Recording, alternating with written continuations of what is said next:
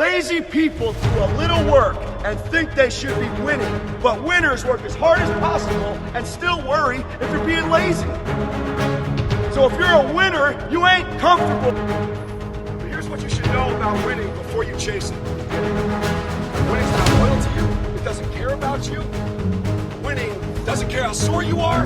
Winning doesn't care how much sleep you get. Winning doesn't care how hard you work at times. Because sometimes a guy doesn't outwork you and he still wins. It isn't fair, man. Sometimes there is no justice. Winning requires all of you and then more, and it promises you nothing. It's a mastermind of creating fear and doubt in your mind. It causes setback after setback. So the question is about winning. Are you willing to sprint when the distance is unknown? And why chase this thing called winning? Because the only thing that's guaranteed in life, don't chase it, is losing. Whenever I was in college, I was feeling really stressed out. And I was overwhelmed at times. And I didn't like what the situation was. I would always say, what would I tell my future son?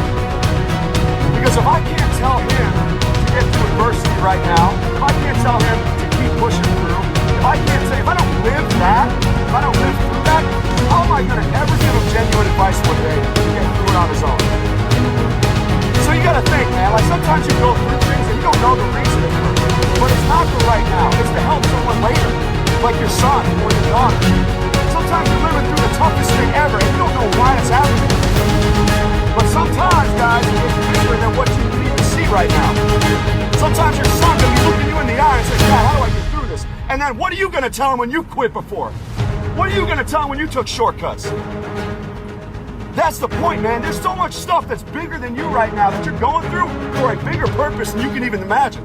You guys need to understand what you don't have to do. All right, you don't have to work hard, you don't have to eat right, you don't have to sleep right, you don't have to watch extra film, you don't have to do more than what's required of you, you don't have to be a good teammate, you don't have to be a good leader.